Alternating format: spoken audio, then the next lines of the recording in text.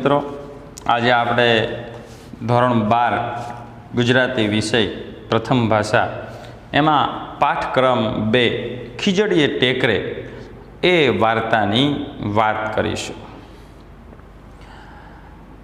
આ જે પાઠ છે ખીજડીએ ટેકરે, આ પાઠનો સાહિત્ય પ્રકાર વાર્તા છે, એટલે ગુજરાતીમાં જેને આપણે નવલિકા કહીએ છીએ।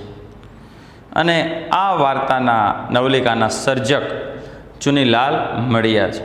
બહુ મોટા જે વાર્તાકારો છે, ગુજરાતી ભાષાના અગ્રિમ પંક્તિના જે વાર્તાકારો કહીએ એમાં ચુનીલાલ મડિયાનો સમાવેશ થાય છે। ઘણા બધા આપણા ગુજરાતી ભાષાના શ્રેષ્ઠ વાર્તાકારો છે, રાવી પાઠક હોય કે ચુનીલાલ મડિયા હોય, તો આવા વાર્તાકારો છે શ્રેષ્ઠ, એમાં આપણે ચુનીલાલ મડિયાનો સમાવેશ કરી શકીએ છીએ। તો એવા મોટા ગજાના સર્જક, જેમનો જન્મ રાજકોટ જિલ્લામાં ધોરાજી આવેલું છે ત્યાં થયો હતો ઈસવીસન 1922માં। એમનું પૂરું નામ ચુનીલાલ કાળીદાસ મડિયા। વિદ્યાર્થી મિત્રો, જે પ્રસ્તાવના હોય છે જેમાં સર્જકનું જીવન અને કવન આપેલું હોય છે, તો એમાંથી મોટાભાગે 5-6 પ્રશ્નો પૂછાતા હોય છે। જે હેતુલક્ષી પ્રશ્નો પૂછાય છે 4 માર્ક્સના, અને આમ કુલ મળીને 8 માર્ક્સના, કે જેની અંદર અલગ અલગ સાહિત્ય પ્રકારો, સાહિત્ય સ્વરૂપો, સર્જક, સર્જકનું ઉપનામ, પાઠ કે કાવ્ય, એનો સાહિત્ય પ્રકાર, શેમાંથી લેવામાં આવ્યો છે આ પાઠ, એટલે કે એનો પ્રાપ્તિક ગ્રંથ જે છે અથવા સંદર્ભ ગ્રંથ આપણે કહીએ છીએ તે, તો આવા પ્રકારના પ્રશ્નો પૂછાતા હોય જે 8 માર્કનું ગુણભાર જે છે ધરાવે છે। એટલા માટે આપણા માટે આ પ્રસ્તાવના પણ અતિ મહત્ત્વની છે। તો ક્યારેક પૂછાય એમનું પૂરું નામ, તો પૂરું નામમાં જે છે એ પિતાજીના નામ સહિત પૂરું લખવું। હા, ક્યારેક એવું બને કે સર્જકના પિતાનું નામ યાદ ન આવે, તો નામ અને અટક આટલું તો ફરજિયાતપણે લખવું। તો ચુનીલાલ કાળીદાસ મડિયા 1922માં એમનો જન્મ થયેલો રાજકોટના ધોરાજી જે છે એ ગામમાં। તેઓ 1939માં મેટ્રિક પાસ થયા અને પછી 1945માં મુંબઈની સિડનહામ કોલેજમાં બીકોમ થઈ, અને મુંબઈમાં જ પ્રકાશિત થતું જે દૈનિક છે, દૈનિક એટલે રોજ બહાર પડે એને દૈનિક કહીએ છીએ, મોટાભાગે છાપા માટે વપરાતો શબ્દ છે। રોજ એટલે દૈનિક, જો અઠવાડિયે હોય તો અઠવાડિક અથવા સાપ્તાહિક આપણે કહીએ છીએ, 15 દિવસે હોય તો પખવાડિક અથવા પાક્ષિક કહીએ આપણે, મહિને હોય તો માસિક, 3 મહિને હોય તો ત્રિમાસિક। તો આવા જે કંઈ સામયિકો હોય છે એના માટે આવા શબ્દો વપરાતા હોય છે, અને છાપું હોય એના માટે દૈનિક શબ્દ પ્રયોગ વપરાતા હોય છે। તો જન્મભૂમિ નામનું દૈનિક છે એમાં જોડાયા, 12 વર્ષ જેટલો સમય મુંબઈની અંદર USISના ગુજરાતી વિભાગમાં જે છે કામ કર્યું છે। તેમણે નવલિકા, નવલિકા, નાટક અને વિવેચન તેમજ કાવ્ય ક્ષેત્રે ખેડાણ કર્યું છે। અહીં ખેડાણ કરવું, ખેડવું શબ્દ આમ તો મોટા ભાગે જમીન માટે વપરાય છે, પણ અહીં ખેડાણ કરવું એટલે એક ક્ષેત્રમાં કામ કર્યું છે એ પ્રકારનો અર્થ છે। એટલે નવલકથાકાર છે, નવલકથાઓ લખે છે। આપણને એમ થાય કે આ નવલકથામાં ફેર શું? તો વાર્તાના મોટા ભાગે 3 સ્વરૂપો ગુજરાતી ભાષામાં આપણને જોવા મળશે। એક છે નવલિકા, બીજું લઘુ નવલ, અને ત્રીજું નવલકથા, જેને અંગ્રેજીમાં આપણે નોવેલ કહીએ છીએ। તો વાર્તા, જો વાર્તાની વાત કરીએ તો જેને ટૂંકી વાર્તા કહેવામાં આવે છે, કોઈ જીવનના એકાદા ભાગને, એક પ્રસંગને જે છે એ રજૂ કરતી હોય છે। ઘણીવાર કોઈના આખા જીવનને પણ રજૂ કરે છે, પણ ટૂંકમાં મોટા ભાગે કોઈ ઘટના આધારિત હોય છે। જો જેની લંબાઈ વિશેષ હોતી નથી, જે છે એ 1 થી 2 પેજ કે 3-4 પેજ એટલું લખાણ હોય છે, અને એટલા માટે આપણે એને ટૂંકી વાર્તા કહીએ છીએ. ટૂંકમાં નાની કથા હોય એને આપણે નવલિકા કહીએ છીએ. થોડીક મોટી હોય પણ બહુ મોટી ન હોય એવી વાર્તા હોય કે જેમાં માની લો કે 25-30 પેજથી લઈ અને 40-50 પેજ સુધીનો વિસ્તાર હોય એ કથાનો, તો આપણે એને લઘુ નવલ કહીએ છીએ. અને એનાથી પણ વધારે જે છે એ કથારસ વહેતો હોય, 1 ભાગ, 2 ભાગ, 3 ભાગ, 4 ભાગ. આપણે જાણીએ છીએ ગુજરાતી ભાષાની શ્રેષ્ઠ નવલકથા સરસ્વતીચંદ્ર ગોવર્ધનરામ ત્રિપાઠીએ લખેલી છે. તો 4 જે છે ભાગમાં વર્ણિત છે. તો પછી એનો અંત નહીં, એ વાર્તા તત્વ જે છે એ ચાલતું રહે આગળ ને આગળ. તો એવી રીતે એને આપણે નવલકથા કહીએ છીએ. તો આમ વાર્તાના રજૂઆતના જે છે એના વિસ્તારના આધારે આ પ્રકારે આપણે 3 ભાગ પાડીએ છીએ. તો અહીં વાર્તા પણ તેઓ લખે છે, નવલકથા પણ લખે છે, એટલે વાર્તાકાર પણ છે, નવલકથાકાર પણ છે. સાથે સાથે કાવ્યમાં પણ તેમને કલમ જે છે અજમાવેલી છે. પણ વાર્તા ક્ષેત્રે ખૂબ લોકપ્રિય બન્યા છે. એમની જે વાર્તાઓ આપણે જે છે એ વાર્તા સંગ્રહો જોઈએ તો શરણાઈના સૂર ખૂબ લોકપ્રિય જે છે એ વાર્તા છે, અને એના જ આધારે એમના વાર્તા સંગ્રહને પણ શરણાઈના સૂર એવું નામ આપવામાં આવ્યું છે. એ આપ બધા જાણીએ છીએ. રમઝુ મીરનું પાત્ર આપણા જે છે એ મન ઉપર તરી આવે છે. શરણાઈના સૂર છે, ઘૂઘવતાપુર, અંતઃસ્ત્રોતા, આ બધા જ એમના વાર્તા સંગ્રહો છે. તો વ્યાજનો વારસ, વેળાની છાંયડી, ત્યારબાદ એમની ખૂબ પ્રતિષ્ઠિત નવલકથા લીલોડી ધરતી ભાગ 1 અને 2, સધરા જે સંઘનો સાળો, આ બધી જ એમની નવલકથાઓ છે. ક્યારેક એવું બને છે કે તમને કોઈ નવલકથા કે કોઈ જે છે એ પુસ્તકનું નામ આપવામાં આવે ને એમ પણ પૂછાય કે આ નવલકથા અથવા આ વાર્તા સંગ્રહ અથવા આ કાવ્ય સંગ્રહ કયા સર્જકનો છે.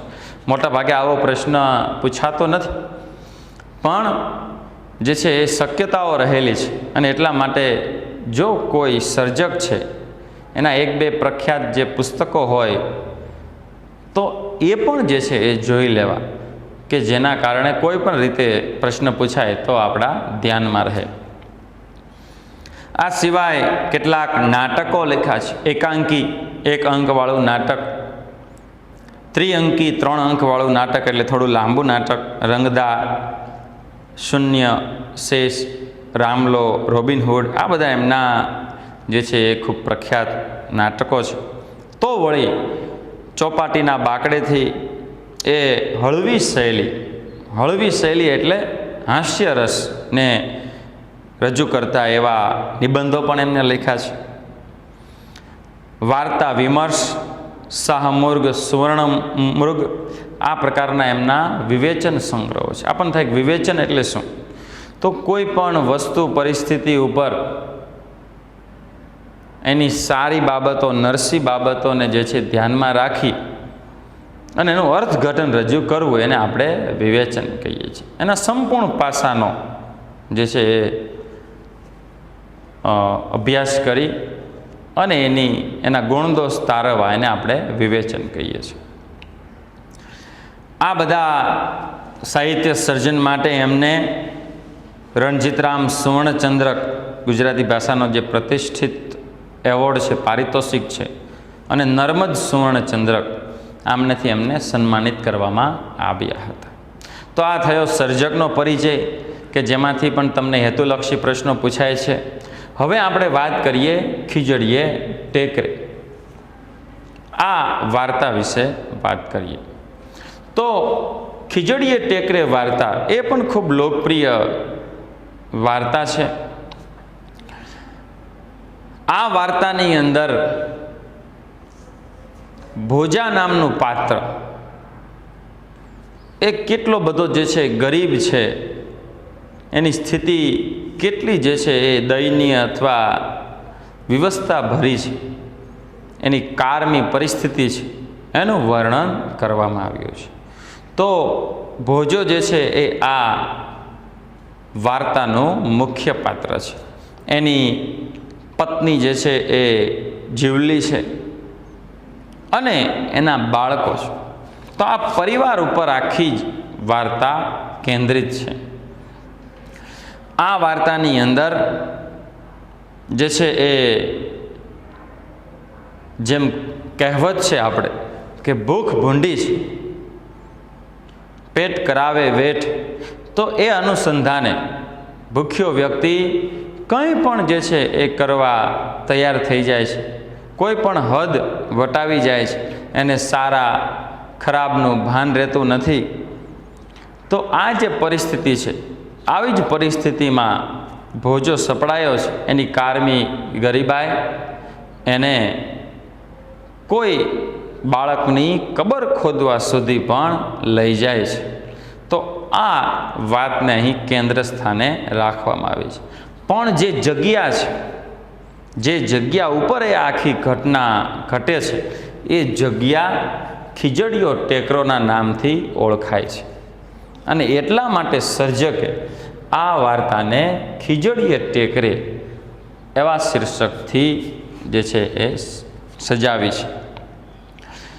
અહીં સમાજ જીવનની વરવી જે વાસ્તવિકતા છે, અસમાનતાની, એ પણ અહીં રજૂ થઈ છે. તો સાથે સાથે પોસ્ટ માસ્ટર છે, એમની ઉદારતા પણ જોવા મળે છે કે જે ભોજા જેવા ગરીબ ઉપર ઉપકાર કરે છે. અને એટલા માટે એ ઉપકારની ભાવના પણ, સામાજિક અસમાનતા તો છે જ, આર્થિક અસમાનતા તો છે જ, પણ સાથે સાથે લોકો જે છે એકબીજાને મદદ કરવાનું પણ ચૂકતા નથી. આ ભાવ પણ અહીં જોવા મળે છે. તો આપણે જોઈએ જે છે એ પાઠને આગળ વધારીએ એટલે ખ્યાલ આવશે કે આ પાઠની અંદર જે છે એ મુખ્ય પાત્ર ભોજો છે એ શું વ્યવસાય કરતો હતો, કેવી એની સ્થિતિ હતી, એના જીવનમાં શું પરિવર્તન આવ્યું અને કેવી રીતે જે છે એ પોસ્ટ માસ્ટરે એના ઉપર ઉપકાર કર્યો અને એનું જીવન જે છે એમાં થોડુંક જે છે એ સારું થયું. તો આ બધાનું કેન્દ્ર સ્થાને રહેલો ખીજડીયો ટેકરો, એની આ વાર્તા છે. પાઠની જે છે આપણે શરૂઆત કરીએ. હિરણ નદીના હેઠવાસના પટમાં ખીજડીયા ટેકરાની નજીક ભોજા કાળુએ દર વર્ષના રાબેતા મુજબ તડબૂચનો વાડો ઊભો કર્યો હતો. શું કહે છે? દર વર્ષના રાબેતા મુજબ. રાબેતા મુજબ એટલે કાયમી જે વ્યવસ્થા હોય છે એ મુજબ, એટલે દર વર્ષે હિરણના પટમાં, હિરણ નદી છે એના પટ, પટ એટલે શું? બે નદીના બે કાંઠા વચ્ચેની જે પહોળાઈ છે, વચ્ચેનો જે ભાગ છે એને પટ કહેવામાં આવે છે.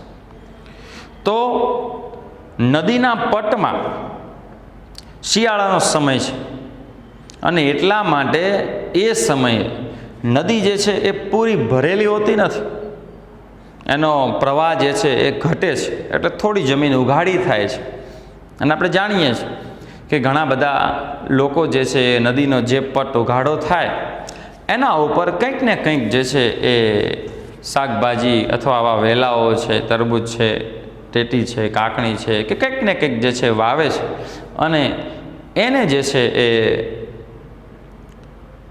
એમાંથી પોતાના જીવનનો નિર્વાહ કરતા હોય છે. તો આવું એક જે છે એ ગરીબ જોડકું છે, દંપતી છે, અને એના જે પતિ છે એનું નામ છે ભોજા કાળુ. અને દર વર્ષની જેમ આ વખતે પણ તરબૂચનો વાડો ઊભો કર્યો હતો. આડે દિવસે તો ભોજાનું કુટુંબ નદીના ખુલ્લા પટમાં પડ્યું રહેતું હતું. આડે દિવસે એટલે કે આ શિયાળાનો સમય છે એ સિવાય બાકીના સમયમાં, ચોમાસું હોય કે ઉનાળો હોય, તો એવા સમયે તો નદીના ખુલ્લા પટમાં જે છે એ પડ્યા રહેતા હતા. પણ ઓણ શિયાળે રીંગણી બાળી નાખે અને ગોળાના પાણી થીજવી દે એવી ટાઢ પડવા માંડી. પણ ઓણ તળપદો શબ્દ છે,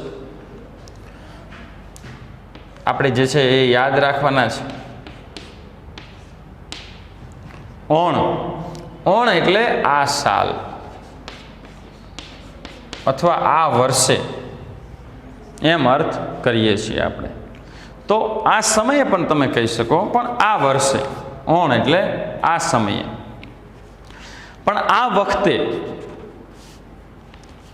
કેવી ઠંડી પડે છે? તો સર્જક કહે છે કે ગોળાના પાણી પણ, ગોળો એટલે માટલું, માટીનું, એના પાણી થીજવી દે, રીંગણીને બાળી નાખે એવી જે છે ઠંડી પડવા માંડી. અને એટલા માટે ભોજો ગીરની અંદર જઈને 3 વાર તલબાવળ કાપી આવ્યો અને જીવલીએ વગડો ફરીને સૂકી સાંઠીઓની ભારીઓ ભેગી કરી. અને 4 દિવસમાં તો ધણી ધણિયાણીએ મળીને 4 છોકરાને ચૂલો સમાઈ શકે એવડો કૂબો વાડા વચ્ચે જ ઊભો કરી દીધો. કૂબો, કૂબો એટલે નાનું એવું ઝૂંપડું. શું કહે છે અહીં કે ગીરમાં જઈને, આપણે જાણીએ છીએ હિરણ નદી જે છે એ ગીરના જંગલો જે છે એ ત્યાં વહેતી જુનાગઢની છે. અને તે નદીમાં એક ઝૂંપડું બનાવવા માટે, શા માટે ઝૂંપડું બનાવવું છે? તો કે ખૂબ ઠંડી પડી રહી છે અને એના રક્ષણ માટે અંદરથી જઈ અને તલબાવળ કાપી લાવે છે, એની જે છે ઝૂંપડી બનાવે છે. જીવલી પણ જે સાંઠીઓ છે, સાંઠી જે છે એ કપાસ કે અન્ય પાક હોય એની જે સૂકી ડાળીઓ છે, લાકડી છે, એને આપણે સાંઠી કહીએ છીએ. તો આ બધી વીણી લાવે છે. ધણી અને ધણિયાણી એટલે કે પતિ પત્નીએ, દંપતીએ ભેગા મળી અને 4 દિવસમાં એક કૂબો એટલે ઝૂંપડું નાનું એવું તૈયાર કરી નાખ્યું કે જેની અંદર રાંધવા માટેનો ચૂલો અને પોતાના 4 જે છે એ સંતાનો સમાઈ શકે. છતાં ભોજાને લાગતું હતું કે દર વર્ષ કરતાં આ વખતે ટાઢ મારા પર વેર વાળવા આ વાડા ઉપર જ વધારે પ્રમાણમાં ખાબકી છે. ખાબકવું એ પણ તળપદો શબ્દ છે, એટલે કે પડવું. ટાઢ, ટાઢ એટલે ઠંડી, તો ટાઢ પણ તળપદો શબ્દ છે. છતાં પણ, ઝૂંપડું બનાવ્યા છતાં પણ ભોજાને લાગતું હતું કે ટાઢ જાણે મારા ઉપર વેર વાળવા, વેર વાળવું એટલે બદલો લેવો, જાણે હું એનો ગુનેગાર હોય એમ એ બદલો લેતી હોય એમ મારા ઉપર વધારે જે છે એ ઠંડી પડી રહી છે. એક તો હિરણ નદીના પાટના ટાઢા બોળ પાણી અને એમાંય પોષ મહિનાનો હિમ જેવો વાયરો. હિમ એટલે બરફ, અહીં ઠંડાનો અર્થ છે. વાયરો એટલે પવન. એક બાજુ તો જે છે પાણીનો પ્રવાહ છે નદીનો, એટલે અમસ્તી જ જે છે એ ઠંડી વધારે છે. અને એમાં પણ પોષ મહિનો, જે આપણે શિશિર ઋતુ કહીએ, સૌથી વધારે ઠંડી પડતી હોય એવી ઋતુ. તો એ પોષ મહિનો એની જે છે સમય, અને એના કારણે જે છે એ ઠંડી વધી જાય છે. આ હિમવર્ષા વચ્ચે ભોજો સાવ ઉઘાડા ડીલે ઊભો ઊભો વાડાનું ટોયામણ કરતો. ઉઘાડા ડીલે, કારણ કે એની પાસે પહેરવા માટે વસ્ત્રો નથી, ગરીબ છે, એની પરિસ્થિતિ દયનીય છે. અને એટલા માટે ઉપર પોતાના શરીરને ઢાંકવા માટે એક કેડિયું પણ છે ને, અને ઉઘાડા ડીલે એ ટોયામણ કરે છે. ટોયામણ કરવું એટલે રખોપું કરવું, રક્ષણ કરવું, ચોકીદારી કરવી. પોતાનો જે તરબૂચનો વાડો તૈયાર કર્યો છે એની એ દેખરેખ કરે છે. એને પહેરવા કડિયું તો આજ કેટલાય સમયથી સાંપડતું નહોતું. સાંપડવું એટલે મળવું, તળપદો શબ્દ છે. કેટલાય સમયથી ઉપર જે પહેરવાનું જે પહેરણ છે એટલે કે કેડિયું, એને કેટલાય વર્ષોથી મળ્યું નથી. એક વર્ષો જૂની ચોરણી છે અને એના ઉપર પર ગોદડા જેટલા ઉપરા ઉપરી થીગડા ચોંટી ચૂક્યા છે. એ પણ અનેક જગ્યાએ જે છે ફાટી ચૂકી છે અને એને અનેક થીગડા મારવામાં આવ્યા છે. હવે તો થીગડાઓ પણ ઘસાતા ઘસાતા ચોરણી બનેલું એ થેપાડું એટલું તો જીર્ણ થયું હતું કે હવે એનો જીર્ણોદ્ધાર શક્ય જ નહોતો. શું કહે છે કે ચોરણીમાં પણ થીગડા પણ એટલા બધા ઘસાઈ ગયા છે કે હવે એને નવું થીગડું લાગી શકે એવી સ્થિતિ નથી. એટલી બધી એ જીર્ણ બની ગઈ છે અને એટલા માટે શબ્દ પ્રયોગ વાપરે છે ચોરણી માટે થેપાડું.